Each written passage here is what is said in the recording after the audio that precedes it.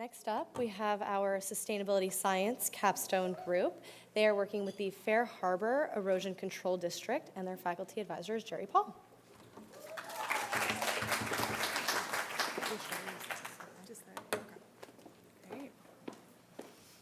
Hello.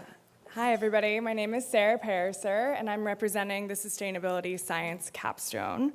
Our client is the Fair Harbor Beach Erosion District, which is a community group located on Fire Island.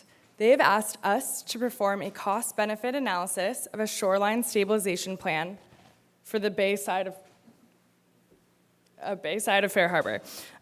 This project has obtained funding, but is currently in the process of passing regulatory hurdles. The goal is to use our analysis to help garner community support, ensuring project success, and maybe inspiring similar projects. We are a small but mighty team of 6 working on this project, and we also wanted to thank our TA, Desi, and our supervisor, Jerry. Thank you for the insights and helping us structure the project. Our study site is located on Fire Island, a barrier island off the south shore of Long Island. Barrier islands are critically important. They act as natural buffers, reducing storm surge and slowing down storms. They also home vital coastal ecosystems rich with marine life. Fair Harbor is a small and densely built community of around 400 homes on the west side of Fire Island, and it's indicated by the black dot on the map. It's a relaxed summer destination, although some families live there year-round. And in the top right, you'll see the study site, which is on the bay side of town in front of 10 waterfront homes. So what's the problem? Fair Harbor is at risk from climate change and storms. The 10 homes that are near the study site flood regularly during normal high tides, not just during extreme weather events like Sandy. The residents have resorted to makeshift solutions that you can see on screen, such as adding wooden gates and sandbags. And this bayside flooding isn't just confined to the waterfront. Low-lying inland homes are increasingly at risk due to rising water tables and the island's geomorphology. And although the bayside is vulnerable, historically, almost all of the climate resilience funding has gone to the ocean side of the island. Our client has partnered with an engineering firm to explore a strategy for protecting the bay, and here it is. They are looking to create a low sill out of small boulders in the gray area. As you can see in the top right, the boulders will be set to the height of normal high tide. Behind the sill in green will be a intertidal marsh that is planted with vegetation. These two work in tandem, with the sill reducing initial wave action and the marsh dissipating residual waves. This project will protect against waves 5 feet and under, or what's seen by most typical storms. And over time, this area will collect sand and amass an area. Behind the marsh in the yellow area, there will be a sand path that island goers can use to traverse the island. And behind that in orange will be proposed sand plantings, which will stabilize the sand and provide additional habitat. So in running a cost-benefit analysis, we essentially needed to answer 3 questions. The first, what are the current costs to the island under normal and bad storm conditions? The second, what are the expected costs to the community if they do nothing? And third, what are the expected lower costs from implementing a shoreline stabilization plan? To answer these questions, we developed a bottoms-up analysis, where we located individual homes that would be flooded under different storm conditions and levels of sea level rise. We also calculated the local rate of bay erosion. This model leveraged a variety of data sources, included 30-year expected storm surge data from NOAA, projected sea level rise data from Esri Oceans, and home level data from Zillow. We also had to make some key assumptions, like using today's mortgage rate to discount future cash flows, as most of the assets on the island are homes. We then explored the costs and benefits across the 8 categories listed on the screen. And those were also calculated at the individual home level across current, no action, and implemented stabilization plan conditions. We developed these categories influenced by our conversations with contractors, locals, engineers, as well as findings from scientific journals.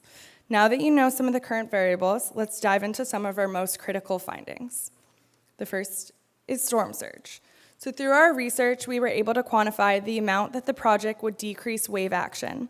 Based on the marsh's size and being 50% vegetated, we expect 65% reduction in wave height and a 41% reduction in wave energy.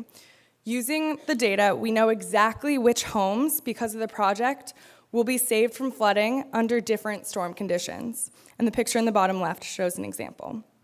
And this protection translates into significant present value savings of over $600,000. And we know that the bulk of these savings are coming from reducing those larger impact 5-foot waves to significantly lower impact 3-foot waves. And these such waves are becoming increasingly likely, going from 0.2% likelihood today to 2% likelihood in 30 years. Septic. So Fair Harbor's reliance on septic systems introduces additional risks during flooding events. Rising groundwater and storm surge overwhelms septic systems, leading untreated sewage to leak, threatening public health and contaminating local water. This project decreases overall flooding, leading to fewer costly septic pumpings, and that saves residents around $40,000 in today's money. Erosion. So using Google Earth Pro imagery, we were able to calculate the normal and extreme weather bay erosion rates. Based on that information, if no shoreline stabilization occurs, all of the homes highlighted in yellow would be lost to erosion within 20 years. The proposed project saves all of the homes by adding substantial beach back, and that's a present value savings of over $2 million. So in summary, the Shoreline Stabilization's project benefits greatly outweigh the costs by over $3 million. We want to note that this value is based on the most likely expected outcomes across the 8 categories studied. We understand that the actual realized costs will likely differ depending on the actual occurrence of storms over the next 30 years and whether a Sandy-like extreme event occurs. It's also worth highlighting that these benefits are almost entirely from avoided losses, not from additional revenue. So looking at a cost breakdown to see where this is coming from, there's a couple of takeaways that become immediately obvious. The first is that protection from erosion provides the far greatest amount of savings. Second, you'll probably see that one factor is notably missing, and that's protection from sea level rise. The sill and the project are just too small to provide any protection, and rising water levels can flow around the project. It's important to note that this project is more than just financial savings. This project is to build a biodiverse area that's rich with beautiful flowers and will support ecologically important species. The sill also increases water quality and sequesters carbon, which in turn supports mental health, tourism, recreational fishing, just to name a few additional benefits. And importantly, these benefits are available for all who visit the island, not just homeowners. By conducting this, so though our team is supportive of the project and its design, we have found ways that the client could improve upon the plan. And we will be sharing these findings with our client. Notably, the client can expand plantings and add oysters to further increase storm protection and prevent sediment loss. Also, if they're looking to get sea level rise protection, they need to expand the project significantly in size. And finally, they should incorporate monitoring and community education if they want to maintain the best results of the project and look to extend its life.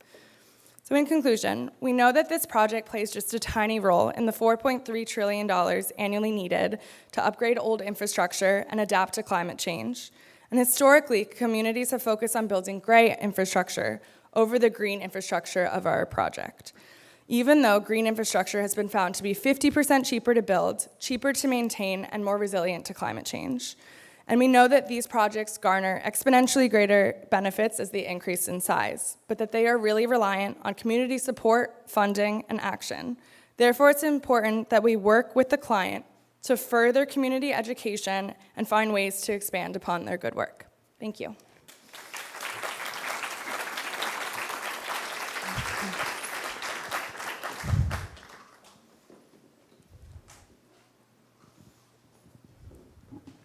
Hi, thank you so much for the presentation. That was great. I was curious to know if there was any sort of historical precedent over a project like this and whether or not this project in particular is being modeled off of existing infrastructure that has worked, or if it's testing something out that could be expanded to different areas of the US, different coastal communities, things like that. Yeah, great question. So yes, the answer is yes. The engineering firm that they partner with implements projects like this, I think, fairly regularly. And there's also been, in the research that we're doing, there were examples of similar projects occurring across all the marsh areas. Obviously, it's not enough. More needs to be done, but there's been some success. Yeah. Hi, thank you so much for the presentation. This is great. I have two curiosities. The first one is that it looks like there's a lot of benefits to this project, but I'm curious as of the downsides, the risks. And I know you talked about water coming from the lateral, but I mean, aside from that. And the second part is just more, how did you make the projections for the costs, like the reduction, for example, storm surge reduction, for how long would this be effective, considering that the sea level is going to keep rising? So how did you make this projection and the effectiveness in time? Great questions. So for the first, generally, there's benefits. I would say the only negative is that, or thing that will happen that just happens naturally, is that the sill is going to collect sand, so you might cause erosion further down the island. And then in terms of what you were saying for how long the project will last, it will last until there is a severe storm like Sandy. So that should be a rare event, but it will become increasingly likely. They expect it to last at least 25 years. And then in terms of going with sea level rise, sills naturally, if they're big enough, will increase and decrease if there's sand available for it. That's like one of the amazing things about wetlands. So hopefully it won't protect that much against it, but hopefully it can rise as the seas rise.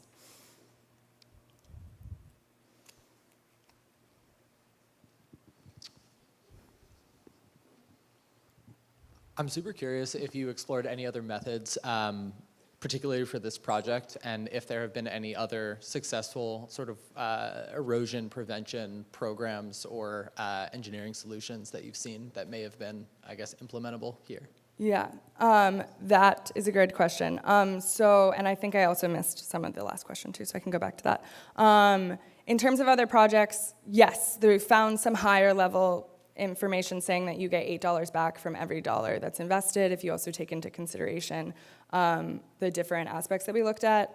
So that's part of the reason that we looked at some papers. We know that this sill is really small, and because it was in such a small area and we had so much detail about the area, we were able to use some of the information that we found about home repairs and everything to see which homes would be affected. So that's to answer the question before. But yes, there are some examples, but it's hard to know. There wasn't anything that was really detailed on the small scale that we had, so we had to talk to a bunch of people to come up with our criteria.